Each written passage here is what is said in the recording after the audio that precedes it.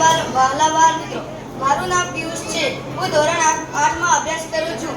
આજે કન્યા કેળવણી મહોત્સવ અને શાળા પ્રવેશ ઉત્સવ 2026 અંગેના આ શુભ પ્રસંગે મને વિજ્ઞાન અને ટેકનોલોજી વિશે કંઈક કહેવાનો મોકો મળ્યો છે, તેનો મને ખૂબ આનંદ છે. આપણે જ્યાં પણ નજર કરીએ ત્યાં વિજ્ઞાન અને ટેકનોલોજીની અસરો જોઈ શકીએ છીએ. સવારે ઉઠીએ ત્યારથી લઈને રાત્રે સૂઈએ ત્યાં સુધી આપણે તેનો ઉપયોગ કરીએ છીએ. આપણો mobile phone, TV, computer, internet આ બધું વિજ્ઞાન અને ટેકનોલોજીની દેન છે. પહેલાના સમયમાં લોકો એકબીજાને વાત કરવા માટે પત્ર લખતા હતા, જેમના દિવસો લાગી જતા હતા. આજે આપણે એક સેકન્ડમાં WhatsApp કે વિડિયો કોલ દ્વારા દુનિયાના કોઈ પણ છેડે વાત કરી શકીએ છીએ. આ વિજ્ઞાનની જ કમાલ છે.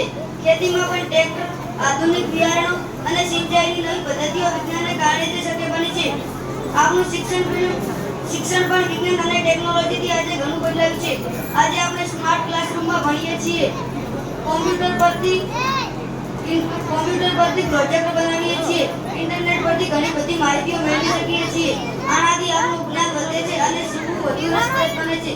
આજે જે આપણી શાળામાં નવા બાળકો આવી રહ્યા છે, તેમને પણ વિજ્ઞાન અને ટેકનોલોજીનું જ્ઞાન આપવું ખૂબ જ જરૂરી છે. જો તેઓ વિજ્ઞાન અને ટેકનોલોજીને સમજશે તો ભવિષ્યમાં ઘણી પ્રગતિ કરી શકશે.